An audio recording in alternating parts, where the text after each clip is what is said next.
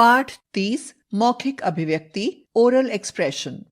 क्या आप जानते हैं कि हर भाषा के 4 कौशल होते हैं? सुनना, लिसनिंग, बोलना, स्पीकिंग, पढ़ना, रीडिंग, लिखना, राइटिंग। इन कौशलों में सुनना तथा बोलना कौशलों का संबंध भाषा के उच्चरित या बोलचाल के रूप से या मौखिक अभिव्यक्ति से होता है तथा पढ़ना और लिखना दोनों का लिखित अभिव्यक्ति से। छात्रों की मौखिक अभिव्यक्ति को अलग अलग कैसे विकसित करें, अब हम इसकी चर्चा करेंगे। श्रवण, सुनना कौशल, लिसनिंग स्किल्स का विकास। सुनने या श्रवण कौशल के विकास के लिए जो सामग्री छात्रों के सम्मुख प्रस्तुत की जाती है वह या तो बोलकर प्रस्तुत की जाती है या पढ़कर। अतः यह अपेक्षा की जाती है कि श्रवण कौशल के विकास के लिए भाषा का जो मौखिक रूप प्रस्तुत किया जाए वह मातृभाषा भाषी द्वारा प्रस्तुत किया जाना चाहिए। जहाँ ये सुविधा नहीं है वहाँ टेप रिकॉर्डर की मदद ली जा सकती है। किसी भी कौशल के विकास के लिए ये जानना भी जरूरी है कि शिक्षार्थी लर्नर को जो कुछ सिखाया जा सकता है वो उसने सीखा है या नहीं। अतः जो कुछ सिखाया गया है उसका मूल्यांकन इवैल्यूएशन करना भी आवश्यक होता है। श्रवण कौशल का मूल्यांकन। श्रवण कौशल के मूल्यांकन में निम्नलिखित बिंदुओं को ध्यान में रखना होगा। छात्र भाषा की समस्त ध्वनियों और उनके मेल कॉम्बिनेशंस से बनने वाले शब्दों को सुनकर समझता है या नहीं। वाक्यों में प्रयुक्त शब्दों पदों को परस्पर संबद्धता के साथ समझने की योग्यता रखता है या नहीं। एक से अधिक वाक्यों के कथनों को वार्तालाप को सुनकर समझता है या नहीं। अलग अलग संदर्भों से जुड़ी अभिव्यक्तियों में भेद कर पाता है या नहीं। जो कुछ सुनाया गया है उसके कथ्य को समझते हुए अपने विचार, प्रतिक्रिया, टिप्पणी आदि दे पाने की योग्यता रखता है या नहीं। श्रवण कौशल के विकास की विधि।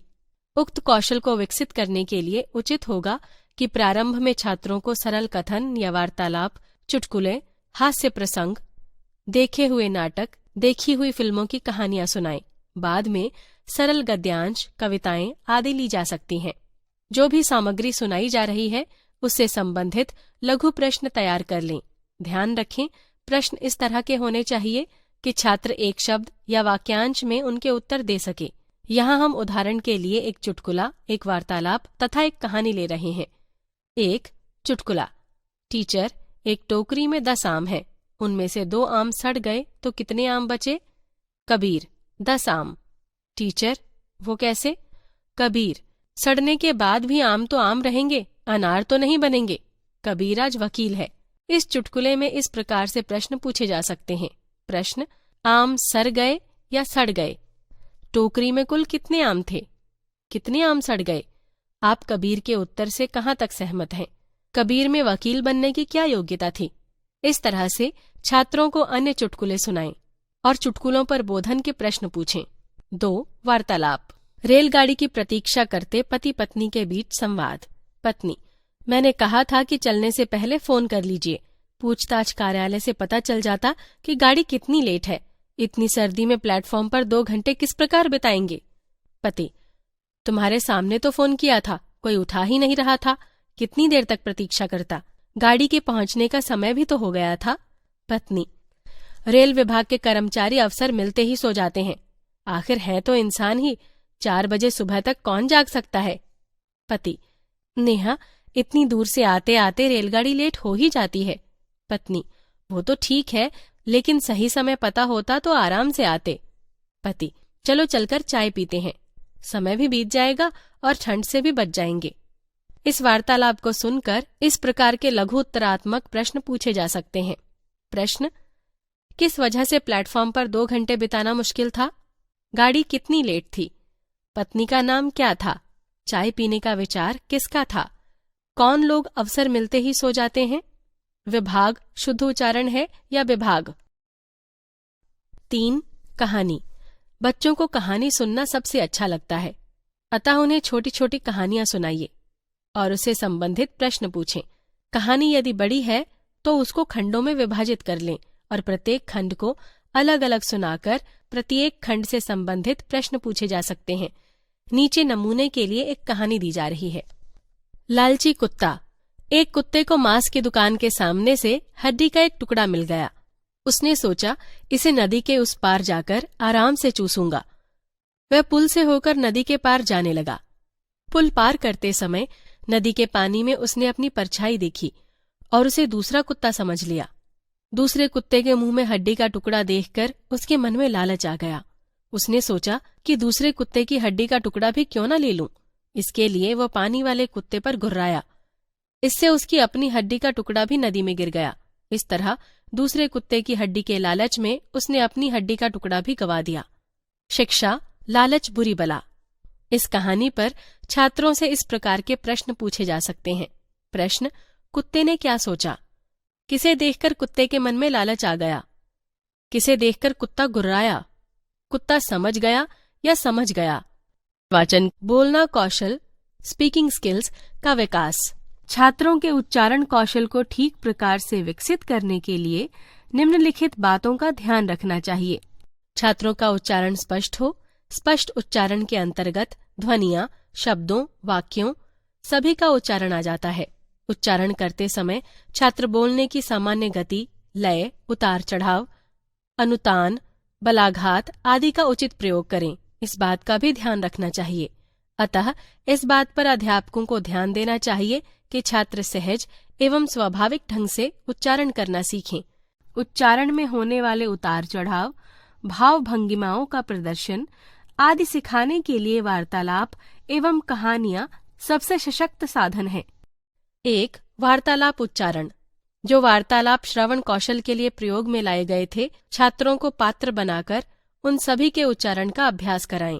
वार्तालाप के अभ्यास से विभिन्न संदर्भों में कैसे बातचीत की जाती है ये छात्र समझ सकेंगे।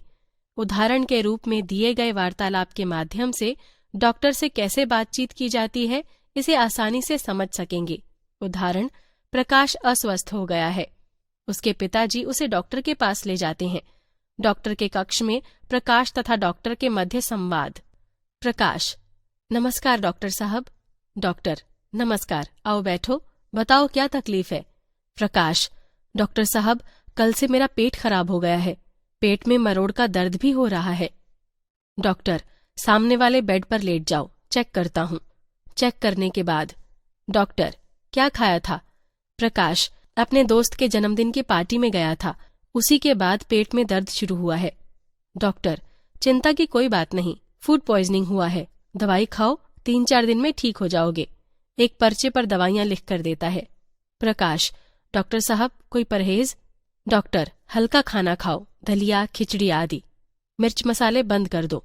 प्रकाश: ठीक है डॉक्टर साहब, आपकी फीस? डॉक्टर: बाहर काउंटर पर दे देना। प्रकाश: ओके, नमस्कार। अध्यापक अलग अलग संदर्भों से जुड़े इसी तरह के वार्तालाप तैयार कर सकते हैं और छात्रों को अभ्यास करा सकते हैं। कुछ संदर्भ नीचे दिए जा रहे हैं।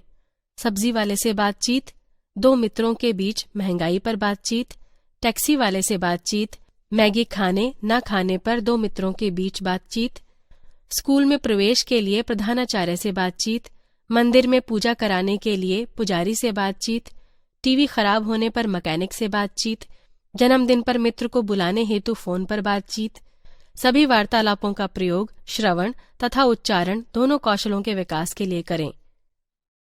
2. कहानी सुनना।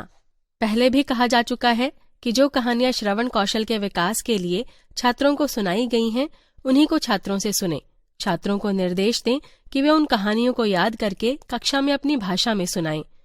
कहानी सुनाने के माध्यम से छात्र भूतकाल के वाक्यों की संरचना करने का अभ्यास करने में सक्षम हो पाते हैं। 3. चित्र देखकर कहानी सुनाना। चित्रों को देखकर कहानी सुनाना भी एक विशेषता है। ये विशेषता छोटे बच्चों में सबसे अधिक पाई जाती है। बच्चे चित्रों को देखकर अपनी कल्पना की उड़ान से उन चित्रों से अपने मन में तरह तरह की कहानियों की कल्पना करते रहते हैं। जहाँ तक हो सके चित्रकथा वर्णन के लिए छात्रों को ऐसी चित्रकथाएं दी जाती हैं जिनसे वे परिचित हों। रामायण, महाभारत की कथाओं को व्यक्त करने वाले चित्र इसके लिए बहुत उपयोगी हैं। कक्षा में चित्रकथा वर्णन का अभ्यास कराने के लिए चित्रों के नीचे संक्षेप में संकेत अवश्य देने चाहिए, जिससे शिक्षार्थी उस चित्र से संबंधित कथा को अपने मन में रूपायित कर सकें।